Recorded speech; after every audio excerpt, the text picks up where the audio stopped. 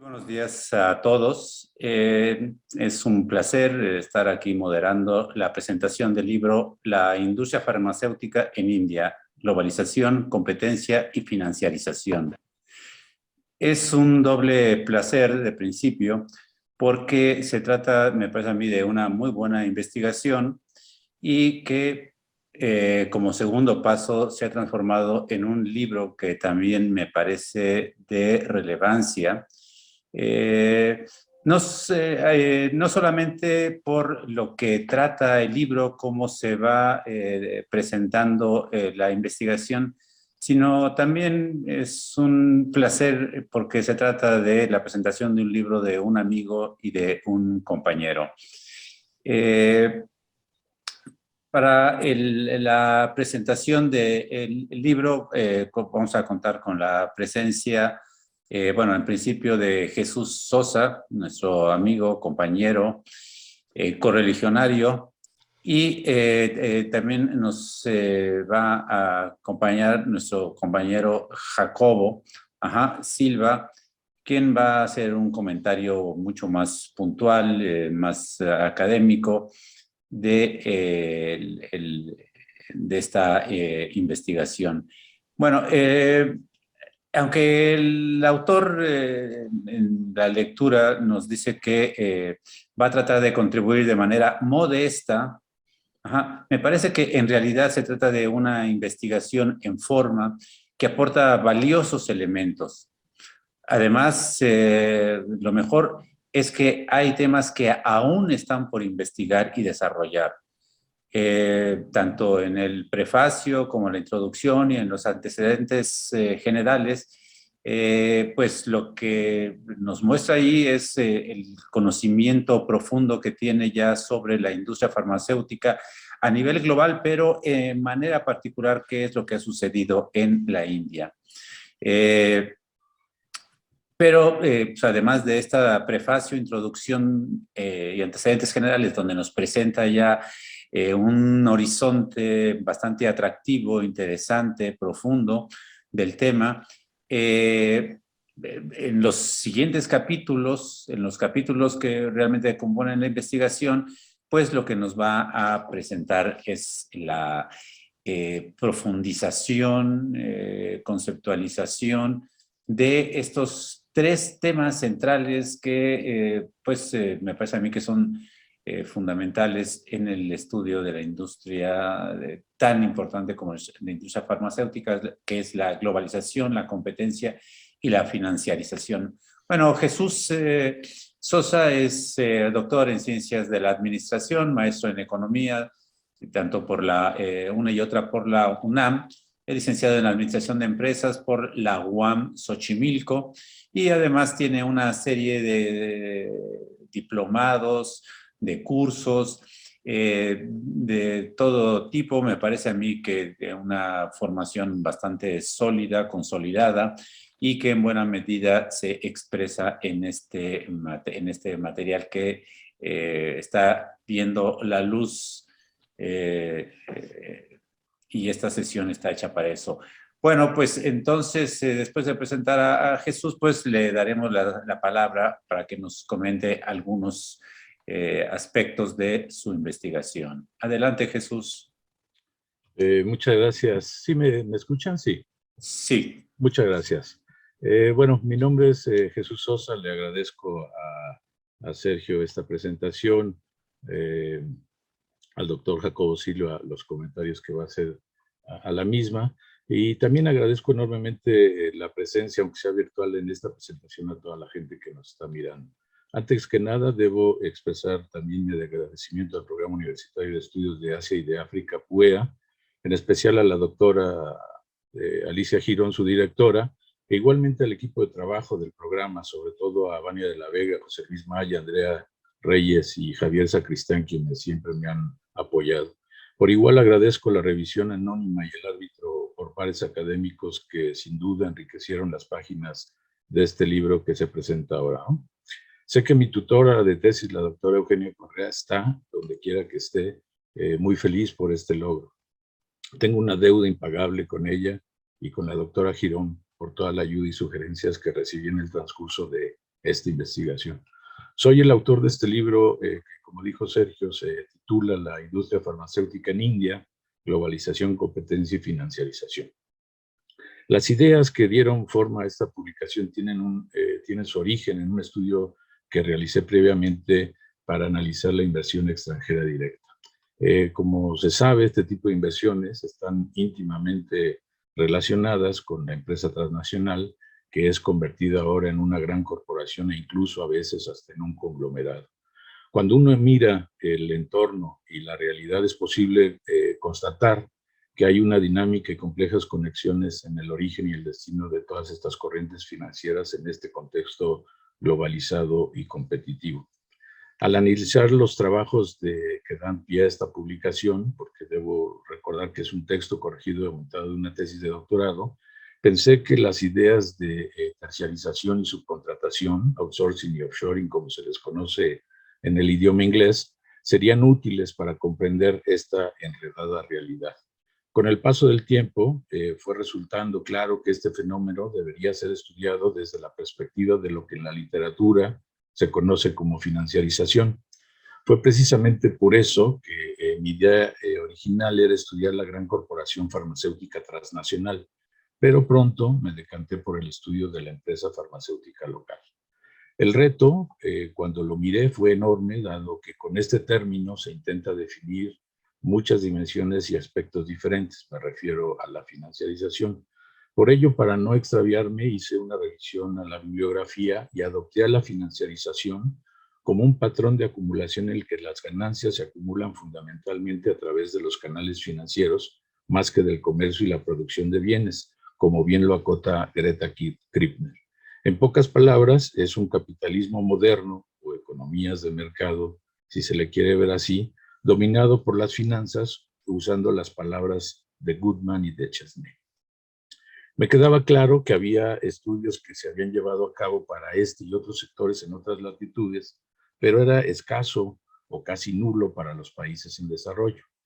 De tal manera que en este libro trato de expresar con profundidad, desde una perspectiva holística, cómo funcionan las corporaciones farmacéuticas que participan en este fenómeno de globalización y financiarización, concretamente en India. Lo anterior es con el fin de comprender mejor la administración estratégica corporativa adoptada y adaptada en esta industria crucial que está avanzando aún por caminos desconocidos y que requiere una regulación muy cuidadosa. En este amplio escenario me dediqué a analizar este fenómeno de globalización, competencia y financiarización para las cinco mayores empresas indias productoras de medicamentos.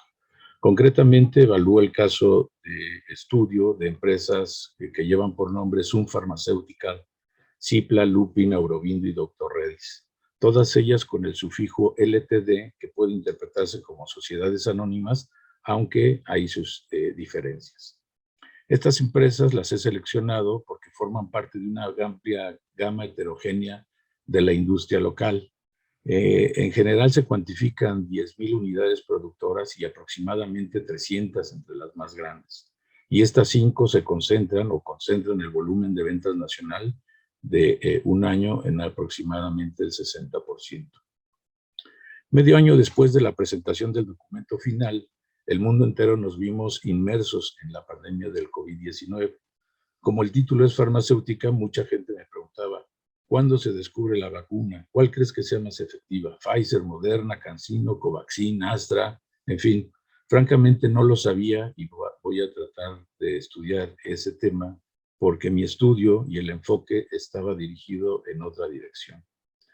En el texto quedará claro que la industria farmacéutica mundial la dominan unas cuantas corporaciones transnacionales. La mayoría proceden de países desarrollados. Algunas se conocen por sus nombres a nivel mundial, tal es el caso de Novartis, Pfizer, Merck, Sanofi, Roche, GlaxoSmithKline, Johnson & Johnson, AstraZeneca y Abbott, por mencionar algunas. Estas empresas son casi monopolios, dado el poder de mercado que detentan.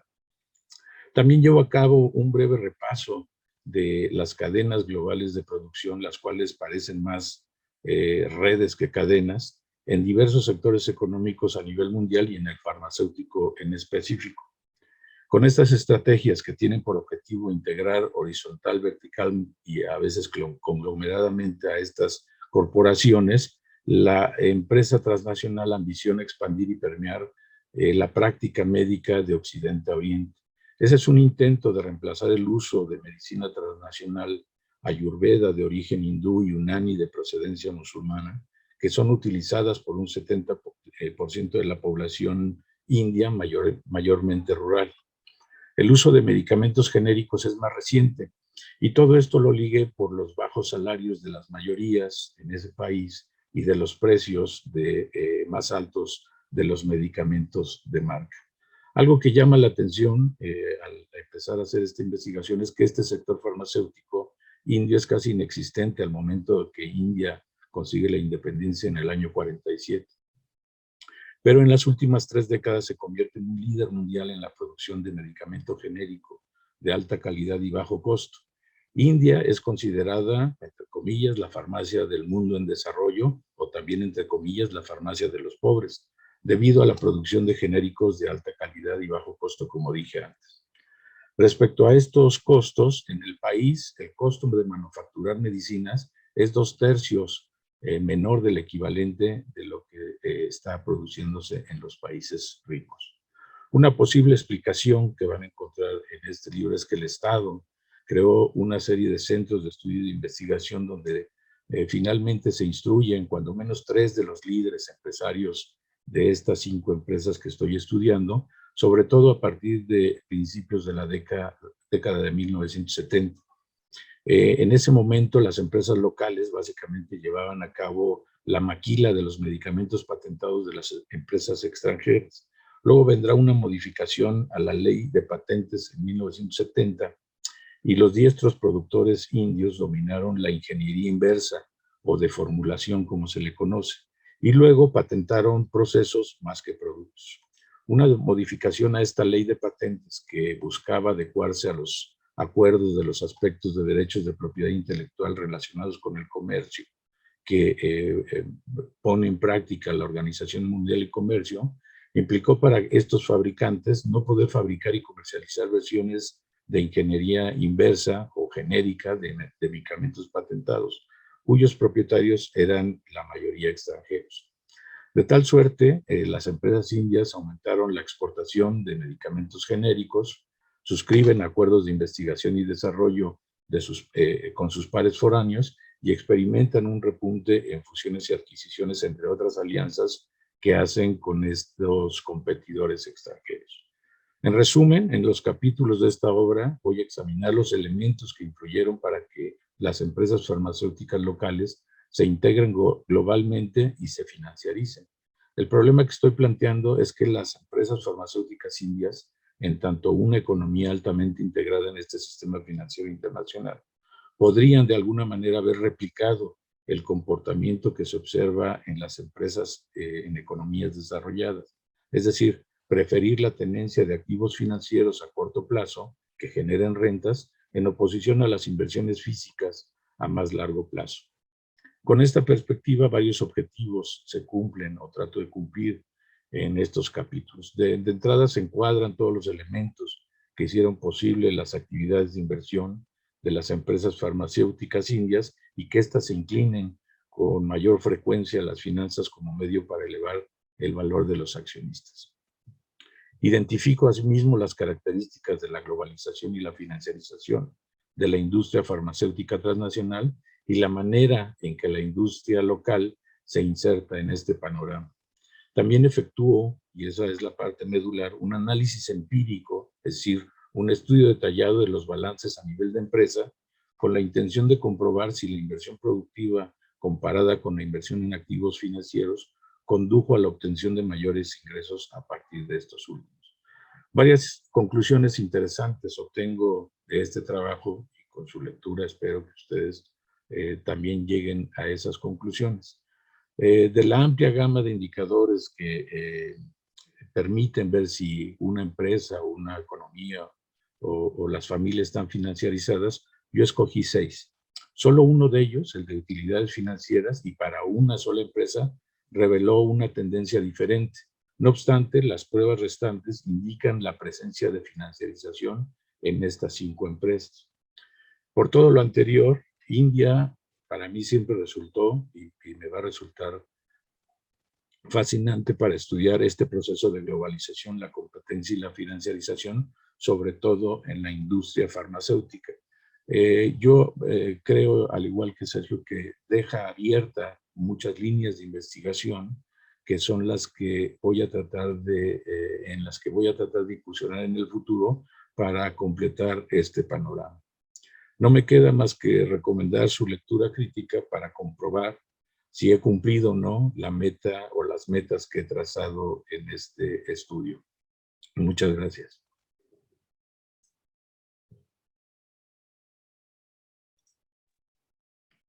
Muchas gracias, Jesús. Como se puede apreciar, en esta, digamos, probadita de los diferentes temas que aborda, las diferentes perspectivas que toma la investigación, pues ya me parece a mí que crea el entusiasmo para poder seguir profundizando de manera mucho más detallada sobre esta muestra, este botón que nos da Jesús sobre el texto.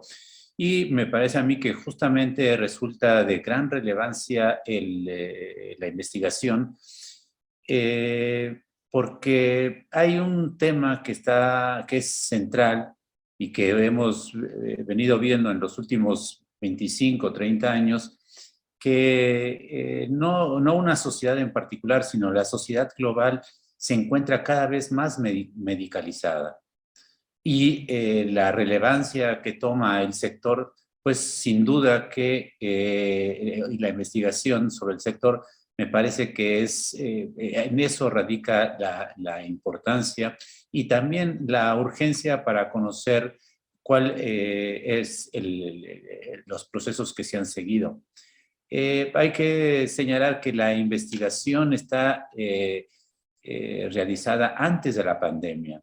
Justamente lo que hemos venido viendo durante la pandemia y la post-pandemia, que no podemos hablar de post, pues esta investigación resulta de gran interés.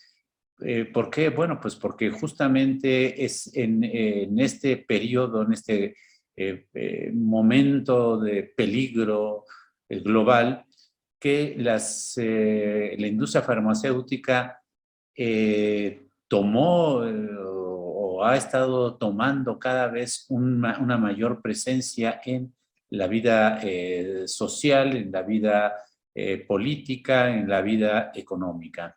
Por eso me parece a mí que la investigación de Jesús pues se torna desde mi punto de vista, a cada momento cada vez más importante, más relevante y sobre todo a partir de lo que nos muestra pues las diferentes perspectivas que podría tomar tanto desde los procesos de producción, de distribución como de consumo en la industria. Bueno, pero sin duda que nuestro compañero Jacobo Silva pues tendrá comentarios mucho más puntuales, más elaborados que esta serie de aspectos que yo señalo. Bueno, nuestro compañero Jacobo Silva, él es licenciado en Relaciones Internacionales, es maestro en Relaciones Internacionales y doctor en Ciencias Políticas. Todo ello, pues, en nuestra alma mater, que es la UNAM. Él ha participado en varios proyectos de investigación y él ha sido también un research affiliate al Centro de Políticas Internacional, Políticas y Organización y Desarme. Ajá. Ha colaborado en varios cursos, seminarios, ha participado en diferentes publicaciones de diferentes instituciones académicas. Además, fue becario en el programa, becario postdoctoral en el programa universitario de estudios sobre Asia y África, que conduce nuestra compañera y nuestra querida amiga, colega la doctora Alicia Girón. Actualmente es profesor Jacobo en la Facultad de Ciencias Políticas y Sociales de la UNAM, impartiendo cursos, entre otros, sobre la India. Es miembro del grupo de estudios sobre India y del sudeste asiático y también de la red africanista. Ajá. Y como decía, en otros organismos como la del desarrollo Olof Palme, y igualmente entre una de sus publicaciones más recientes está el de la Financial Devaluation During Modi Government, que evidentemente tiene mucho que ver con este tema que estamos tratando nosotros estamos presentando sobre la India. Así pues, no quito más el tiempo a nuestro compañero Jacobo y le damos la palabra. Bienvenido, Jacobo, y gracias por la participación. No, muchas gracias, doctor Sergio Cabrera, y quiero decirles que es un gran honor estar aquí con ustedes. En particular, he de decirles que bueno, agradezco mucho el tener la oportunidad de comentar esta obra del doctor Jesús Sosa. Es, creo que también importante y muy sincero y honesto decir que además yo conocí al doctor Sosa justamente en su examen de grado, en el de doctorado. Yo no lo conocía, de hecho me llevó la doctora Girón, me dijo, tienes que ir ahí, vamos a ir, y yo, bueno, y ahí conocí esta investigación. Entonces quiero decirles que ya de larga data conozco el trabajo del doctor Sosa, y este es para mí un gran honor porque me emociona mucho al fin ya ver este trabajo primero en una etapa de doctorado o como una disertación doctoral y ahora ya como un libro. Por lo tanto, voy a intentar ser lo menos sesgado posible, porque la verdad, aprecio mucho al doctor Sosa. Pero más allá de ello, debo decirles que también es una obra que tiene ventajas y atributos por sí misma, y mi sesgo no empañará esto, creo yo, pero también hay que decirlo que habrá muchas cosas que decir en mi comentario sobre las nuevas vetas que esta investigación abre, sobre todo hoy en día, pero incluso antes de la pandemia, había muchas preguntas, o creo que hay muchas preguntas que el doctor Sosa deberá responder en posteriores investigaciones. Dicho lo cual, y ya digamos, continuando con el comentario en forma, he de decir que sobre todo porque hay muchos internacionalistas en el público, pero me parece que esta obra en particular, si bien el término financiarización parece asustar a veces, sobre todo en relaciones internacionales porque no se maneja mucho, tal vez en materias como economía política internacional, pero no va más allá, me parece que esta obra justamente ayudará a algunas personas que no estén muy empapadas del tema a saber un poquito más. Obviamente, financiarización, además, no es un término particularmente fácil, no está universalmente consensuado, y a veces, incluso para mí, que he estado en seminarios del doctorado de el posgrado de economía, perdón, del posgrado de economía, viéndolo, analizándolo, leyéndolo, y mientras más me empapo del mismo, no es que menos se entienda, sino más preguntas surgen. Y creo que la obra del doctor Sosa justamente nos abre, o nos intenta, sobre todo en el primer capítulo, creo que nos abre o nos intenta adentrar e introducir en este tema, que insisto, no es que sea esotérico, más bien diría yo que necesitamos de entender y comprender parte de las finanzas internacionales y nacionales para poder de veras aprender con H la magnitud de este fenómeno. Dicho lo cual, y acompañado además de la globalización, para los internacionalistas me parece que es muy importante igualmente. Ahora bien, teniendo en cuenta esto y la importancia de la financiarización, el doctor Sosa me parece que hace bien y no se mete en tantas honduras. Me parece que incluso es muy práctico y sobre todo se va con parte de las definiciones de Jerry Epstein, y me parece bastante bien porque su tema es financiarización, pero de la industria farmacéutica, entonces me parece bien. En un debate mucho más profundo, le hubiera quitado tiempo. Me parece que él va al meollo del asunto y eso me parece correcto, sin dejar los matices y las particularidades que puede tener el concepto. De entrada, eso es importante. Pero todavía más importante me parece intentar ver este fenómeno en un país como India. Como bien el doctor Cabrera le platicó, yo doy la materia de India en la Facultad de Ciencias Políticas y Sociales. Es una materia muy compleja, muy bonita, pero también es muy complicada en algunos aspectos. Y economía no es, digamos, la excepción. En particular porque hablamos de un país como muchos del sur global que son complicados, que son diversos y que además tienen experiencias más allá de la colonización, de independencia y de desarrollo muy particulares. En algunas ocasiones veremos experiencias similares a México o en algunos otros países, pero he de decir que, sobre todo después de los 90, India es un país con una experiencia, sobre todo no tanto me refiero a la implementación de las políticas de apertura económica, sino cómo han resultado y cuál ha sido el ritmo de aplicación de estas políticas. De ahí que primeramente me venga o me parezca ya una aportación muy buena el que el doctor Sosa hable de financiarización en India. Hay otro debate en el cual la doctora Girón tiene una posición muy férrea de no, eso de la financiarización subordinada no existe, etcétera, etcétera. No me interesa entrar en ese debate porque además, digamos, es un poco anodino para la presentación del libro.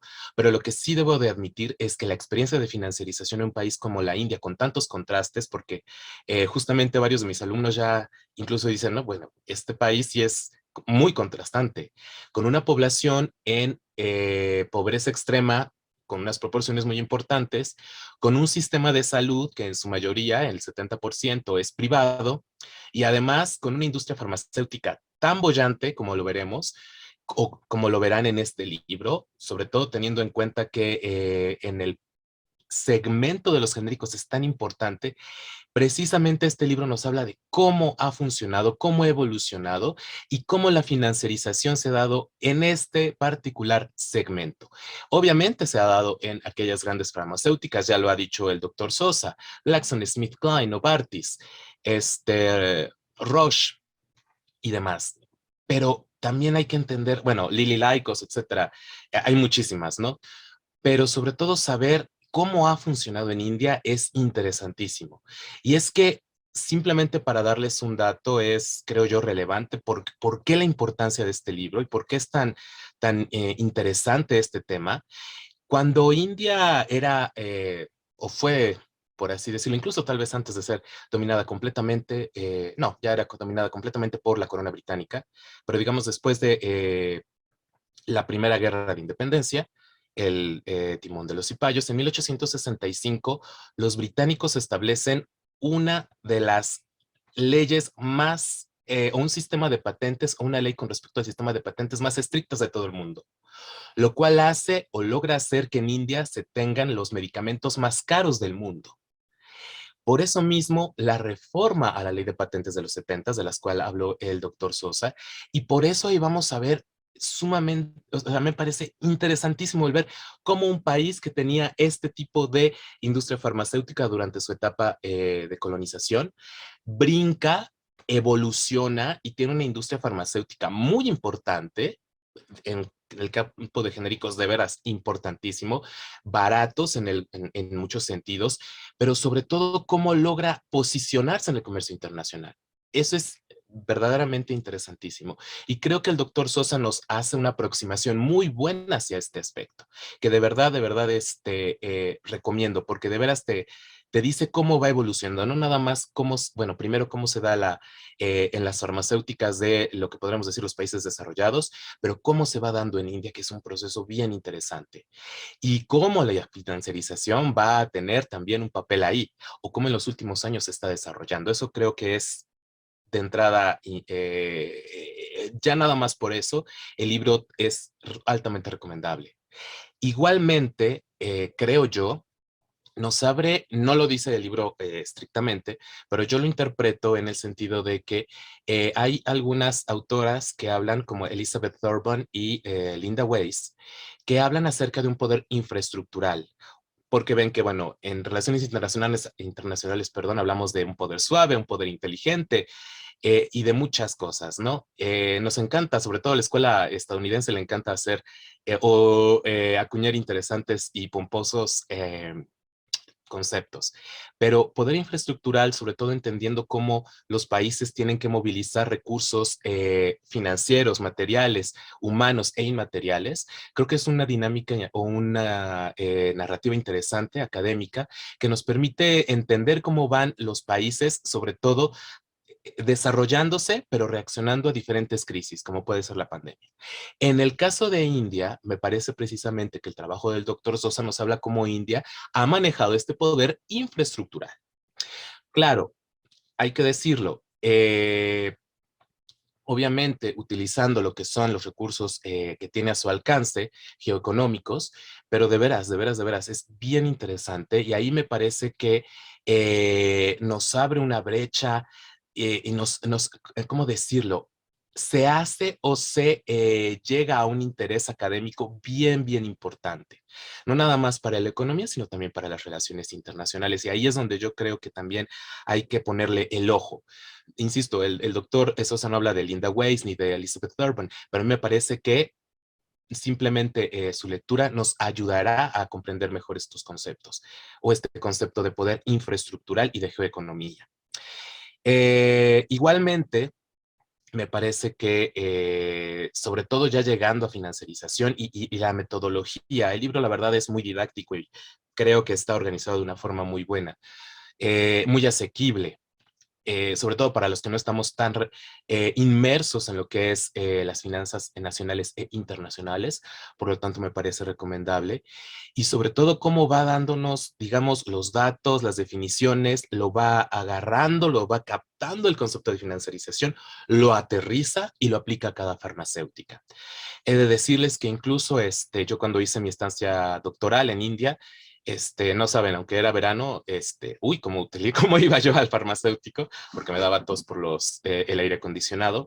Entonces, de primera mano puedo decirles que es muy interesante ver que incluso tienen sus propias marcas de condones, sus propias marcas de cualquier medicamento, o al menos casi cualquier medicamento que necesite uno de a diario, o para males muy comunes, como puede ser el dolor o la infección de garganta. Tal vez el único problema es que también te dan antibióticos sin receta, pero ese es un problema que incluso en México tuvimos hace un buen ratito. Bueno, no tan largo. Más allá de ello, es notar que uno llega allá y nota que definitivamente su industria farmacéutica tiene un peso, obviamente dentro del país, pero también vamos a ver, y eso a mí me ha tocado estudiarlo, fuera del país, cómo se va dando, y sobre todo estas farmacéuticas, en particular yo he notado o yo he estudiado el tema de los antirretrovirales para el VIH-Sida, igualmente malaria, con su relación con Brasil y África, en particular Sudáfrica. E igualmente es interesantísimo notarlo, verlo, pero digamos, lo que hace el doctor Sosa es describirnos cómo están evolucionando estas grandes farmacéuticas y al parecer, yo no sé, parecería, voy a atreverme a usar términos un poco antropológicos, pero parecería que algunas veces las empresas, sobre todo las nacionales y cuando se empiezan a internacionalizar, que además el doctor Sosa estudia ese proceso de internacionalización y globalización de las empresas farmacéuticas india, creo yo que además se empiezan a adquirir de alguna forma o a reproducir prácticas de estas grandes empresas farmacéuticas globales. Y parte de esa reproducción es la financiarización.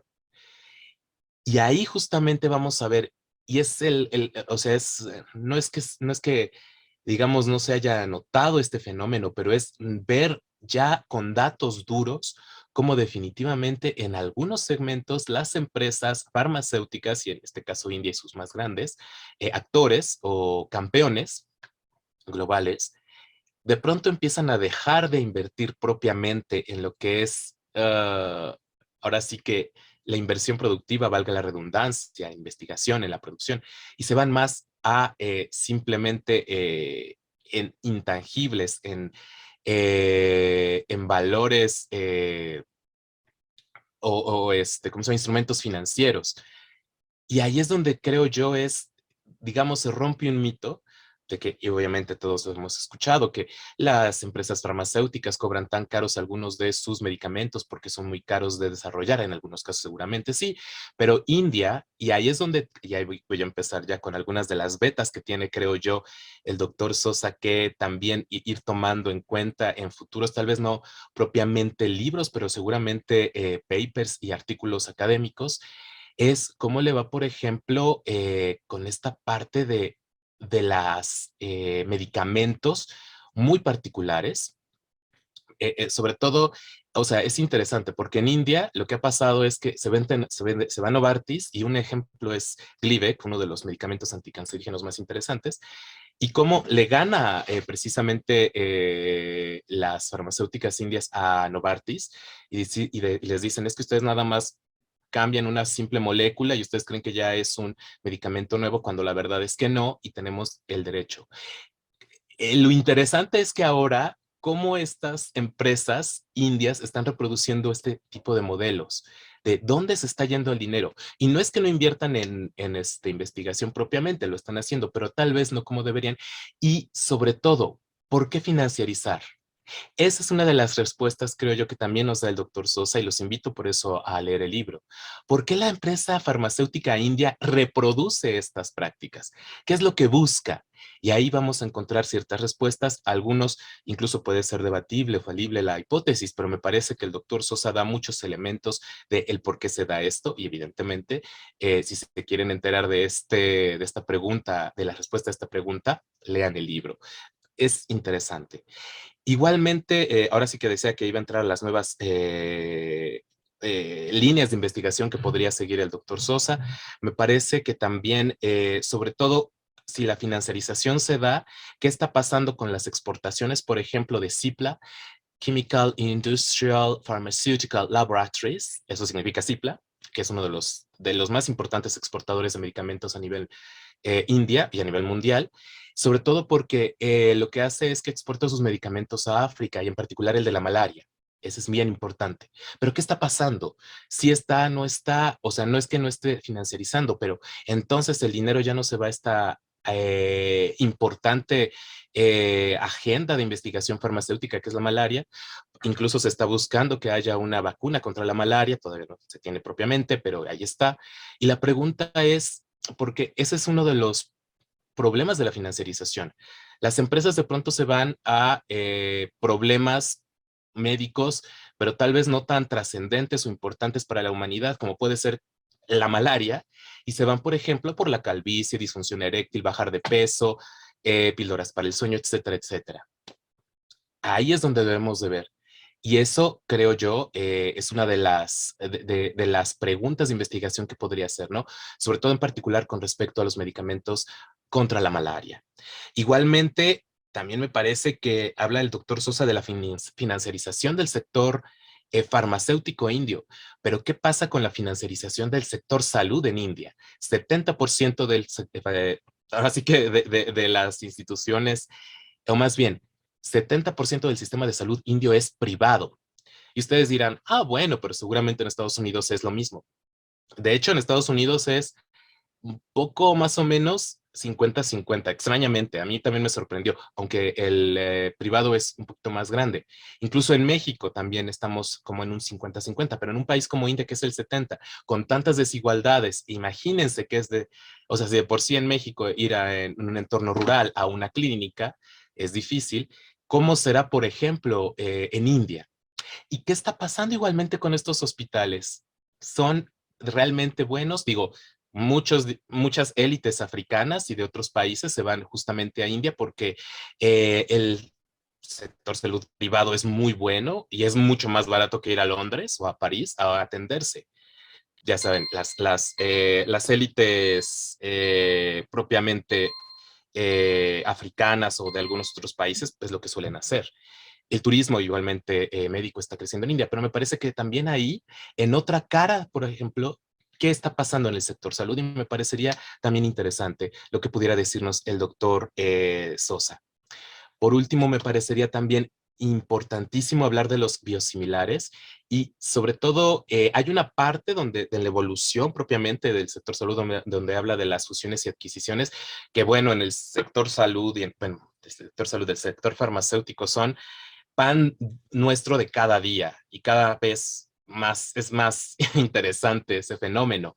Pero, ¿qué está pasando, por ejemplo, con Milan y Biocon, Biologics, que igualmente son importantes empresas que en India, de biosimilares, se están empezando a fusionar? ¿Va a funcionar? ¿No va a funcionar? ¿Qué está pasando? ¿Es otra vez financiarización? No es financiarización, tal vez sí sea importante, pero bueno, conociendo la industria farmacéutica, creo yo que será sumamente interesante conocer qué está pasando ahí. Insisto, esta pequeña contribución o gran contribución, creo yo, pero pequeña en el sentido de que el doctor Sosa podría darnos más en el futuro, es sin duda uno de los productos académicos que a mí me da mucho gusto y me emociona mucho, pero creo yo que además el doctor Sosa nos debe muchas más explicaciones sobre, no propiamente tal vez este trabajo, sino sobre posibles otras líneas de investigación, porque justamente su investigación, y eso es lo que a mí más me gusta, no es que nos dé todas las respuestas, aunque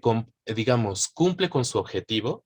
Creo yo lo interesante es que nos abre o nos provoca nuevas preguntas y obviamente esperamos que nos pueda dar él nuevas respuestas. Hasta aquí dejaría mi comentario y agradezco mucho el que me hayan permitido hablar de esta obra.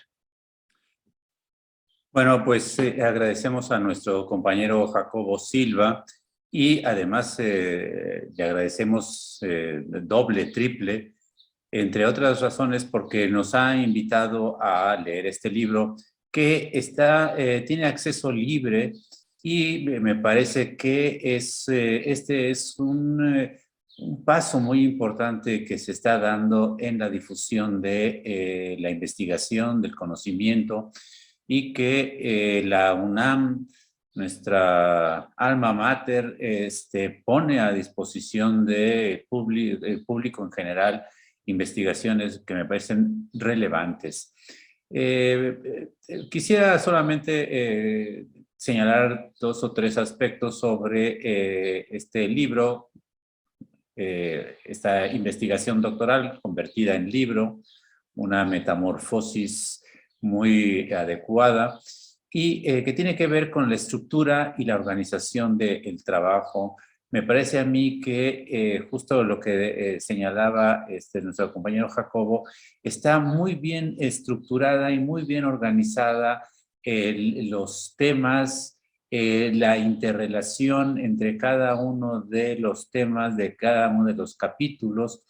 Y me parece además también que lo que habría que destacar es la amplia, variada bibliografía que utiliza, que hace una revisión, podemos decir, que me parece a mí una revisión crítica, una revisión puntual, pero crítica de los aspectos, digamos, conceptuales más sólidos que maneja la investigación, como es el caso de la globalización, como es el caso de la financiarización, el tema de la estructura competitiva, tanto a nivel interno como a nivel externo, me parece a mí que también es muy interesante, muy importante. Y algo todavía que nos conduce de manera, pues yo diría de manera más fácil hasta cierto punto, la escritura. A mí también yo quisiera decir que es un texto que me parece que está cuidadosamente escrito, ajá, y esto es también de gran relevancia para poder transmitir el conocimiento. Esta ventaja que tiene, esta otra ventaja que tiene la investigación convertida, transformada en libro, pues me parece que es también un aspecto formal relevante, ajá, porque pues casi nos lleva de la mano con una escritura fluida, ajá, tanto en el ámbito, podríamos decir, estrictamente del análisis teórico como del análisis empírico. Bueno, no quisiera tomar más tiempo porque no es tanto mi papel, pero tenemos ahí dos preguntas que pues no sé si nuestro compañero Jacobo o nuestro compañero Jesús, que las tienen ahí en el chat, en la plática, si quieren alguno de ustedes entrarle a este tema. El primero, quizá, desde la industria farmacéutica puede ser usada como mecanismo de poder blando por parte de la India. Pues me parece a mí que justo aquí lo que hemos ido platicando sobre la presencia de Gramsci, el concepto de hegemonía, pues quizá esto nos pueda ayudar, pero para eso tenemos a nuestros más documentados, tanto Jacobo como Jesús, si quieren plantear algo sobre el tema.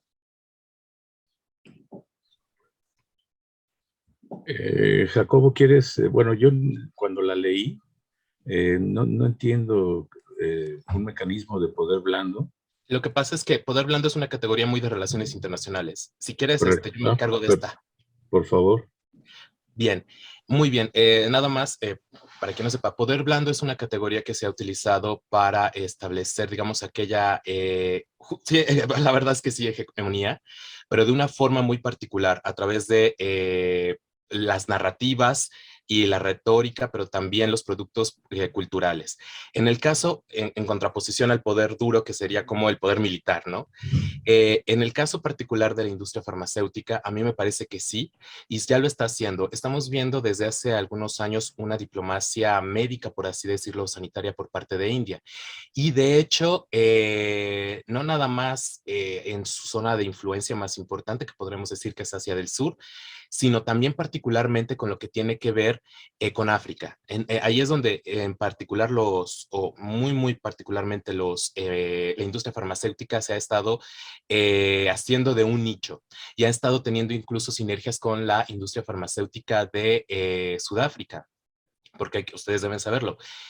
Sudáfrica es el país que tiene la tasa de infección de VIH-Sida más alta del mundo y por lo tanto, además, o sea, siendo un problema tan grave, el Estado sudafricano tiene que garantizar el acceso a medicamentos antirretrovirales a su población. Obviamente que hace algunos años, hace 20 años, si lo intentaba hacer el gobierno sudafricano, pues le salían un ojo de la cara porque los antirretrovirales devenidos de las grandes farmacéuticas globales eran demasiado caros y cuando irrumpe la industria farmacéutica y lo hace incluso no contraviniendo, sino interpretando incluso el acuerdo TRIP o sobre propiedad intelectual y comercio de la OMC, que tiene algunas salidas para esto, de las cuales también habla el doctor Sosa, por cierto, en el libro, bueno, le permite a India producir este tipo de genéricos, pero además exportarlos a Sudáfrica. Y en ese sentido, no ha sido la excepción, por ejemplo, la pandemia. Ha exportado o ha tratado de llevar a África, por ejemplo, cargamentos con ventiladores. Obviamente, la vacuna también ha sido importante, aunque después se tuvo que replegar porque también necesitaba existencias de la vacuna o stock de la vacuna en su propio territorio, pero también tiene que ver con otro tipo de medicamentos. Entonces, sí, definitivamente la industria farmacéutica es parte de esta política de poder suave o de estas estrategias de poder suave de la India. Incluso, se recordarán que incluso aquí a México llegó Covishield, la vacuna india que es, o sea, es AstraZeneca, pero producida en India, y Covishield igualmente llegó aquí sin ningún problema, como un gesto de buena voluntad. No, no es que no nos lo cobraran, porque hubo incluso embarques para, me parece que Centroamérica, donde si no cobró India fue una donación, pero obviamente el darnos el espacio para poder adquirir esta vacuna, pues fue un gesto de buena voluntad por parte de la India y obviamente pues sirve como para hacer ver de alguna forma la buena imagen que quiere proyectar India hacia el exterior. Obviamente ustedes saben, en contraposición con algunas u otras críticas que se le ha hecho por parte de la comunidad internacional a India, pero sí, definitivamente sí puede servir y está sirviendo. Y vamos a ver en el futuro incluso cómo va a funcionar. Muchas gracias. Sobre este punto, me parece a mí que justamente la pandemia y las secuelas de la pandemia pone de relevancia este concepto de la diplomacia médica, la diplomacia en salud, y que justamente los poderes que se concentran en torno a la industria farmacéutica, en este caso particular de la pandemia, pues de tanto el caso cubano como el caso ruso, como el caso indio, como el caso de Gran Bretaña y, bueno, evidentemente Suiza, eh, fue, o quizá puso de relieve justamente este poder que se puede ejercer a través de esta industria. Y me parece a mí que, por ejemplo, para el caso de México, el trabajo que se hizo de diplomacia por el gobierno mexicano, encabezada por Ebrard, y el proyecto que hay para América Latina de crear una alternativa para este tipo de situaciones, sin duda que se instala como mecanismo para, digamos, no padecer este poder blando y poder tener un mecanismo de negociación, pues más o menos en un nivel, por lo menos para no quedar totalmente dependiente de ello, ¿no? Bueno, tenemos otra pregunta que tiene que ver más con China. No sé si igualmente Jesús o nuestro compañero Jacobo quisiera entrarle a este tema. Si me permiten, puedo... Por supuesto, Jesús, adelante. Bueno, bien, China llegó para quedarse, es decir, China está consolidando su posición mundial hace un buen tiempo, y esa es una precisamente de las betas de las que hablaba el doctor Silva, que dejo pendientes por estudiar. Para mí, cuando reviso los documentos, el texto que está en el libro, miro que esa parte la dejé un poco pendiente. No me quise... Es decir, la idea era cumplir con el objetivo, que era mirar si estas empresas, cuáles habían sido el entorno en el cual se daba la competencia, la financiarización en esta globalización. Quedaba claro que finalmente todas estas empresas tenían por objetivo maximizar el valor del accionista. Empezaron como pequeñas unidades, muy pequeñitas, y ahora se convirtieron en grandes corporaciones. Los insumos, muchos de los insumos, es decir, yo no he mencionado una palabra que en la farmacéutica se utiliza, que es API, que es el ingrediente farmacéutico activo. Este ingrediente farmacéutico activo finalmente es la molécula, es lo que nos permite curar una enfermedad. Toda estos APIs o esta materia prima, mucha de ella viene de China, de tal manera que efectivamente, de hecho, muchos de los medicamentos genéricos y de marca que nosotros consumimos en México y en el mundo entero, seguramente vienen, aunque no lo sepamos, de China o de India.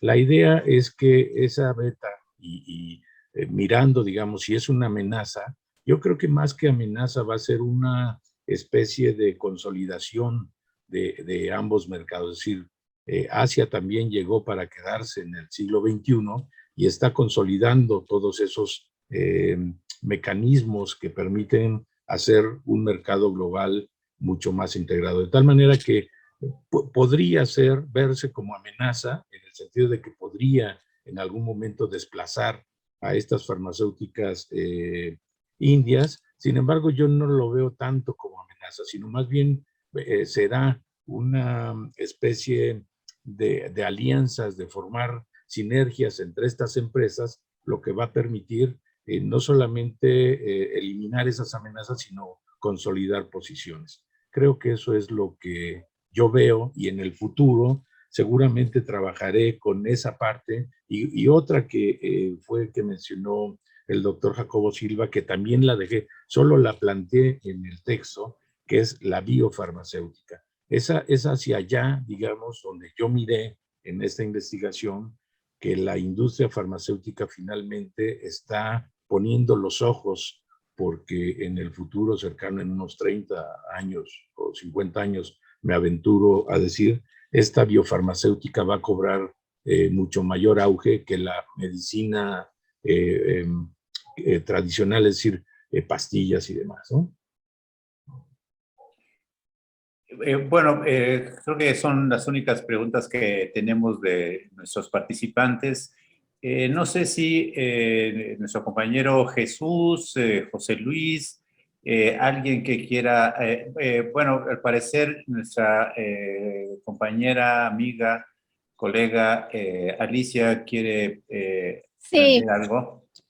sí, claro que sí. Bueno, me ha dado mucho gusto. He estado siguiendo Es muy por... peligroso lo que estás haciendo. No, No, que he estado siguiendo por YouTube desde el inicio. Pues me da mucho gusto, como siempre yo digo, cuando uno llega a la presentación de un libro, los años que hay detrás de la investigación son muchísimos, pero es el bautizo del niño, de la niña o del niñe. Pero me da mucho gusto que se haya presentado este libro. No solamente esta es una de las primeras presentaciones, se va a presentar en la FIL de Guadalajara, y muy pronto también les daremos la fecha, porque los vamos a presentar no solamente este libro, sino otros en el Instituto Matías Romero. Entonces, pues ha sido muy interesante. Sí me gustaría seguir a hablar, sobre todo ampliar lo de las APIs en China. Recientemente le mandé un artículo a Jesús que salió en el Financial Times sobre cómo gran parte de los medicamentos, uno de los, bueno, de los insumos de los medicamentos que circulan en el mundo global, pues el control lo tiene China. Entonces, creo que son cosas que están pasando muy, muy interesantes. Este reordenamiento geopolítico, geoeconómico, pues hay que seguirle dando cauce, hay que seguir investigando, profundizando, y pues muchísimas felicidades, Jesús. Muchísimas gracias, Jacobo, y a ti, Sergio, por haber moderado esta mesa de nuestro colega Jesús Sosa. Muchísimas gracias. Muchas gracias, y por favor, mucho cuidado. Bueno, si alguien más quisiera hacer algún comentario, sugerencia sobre el libro. Bueno, pues estamos justo a tiempo, como señalaba el minuto a minuto, estamos terminando. Pues yo solamente invitaría justamente a nuestros escuchas, a la gente que está en la transmisión, bueno, ya se nos unió aquí José Luis. No sé, José Luis, si tú quisieras decir algo, por favor. Pues nomás a las felicitaciones de la doctora Girón. Para nosotros es un placer poder presentar este libro, es una de las primeras presentaciones, y por supuesto invitarlos a que visiten nuestra sección de publicaciones en el PUEA. Varios de los libros que tenemos ahí son de acceso público para que ustedes los puedan leer y espero los puedan disfrutar. Muchas gracias. A ti, José Luis.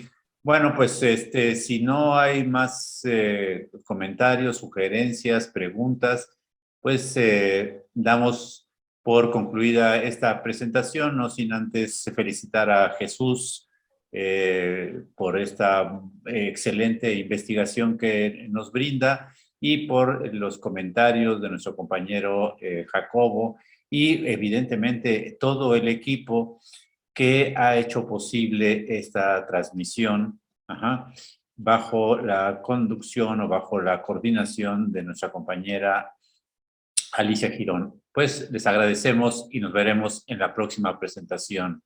Muy buenas tardes. Muchas gracias. Igual, felicidades. Gracias.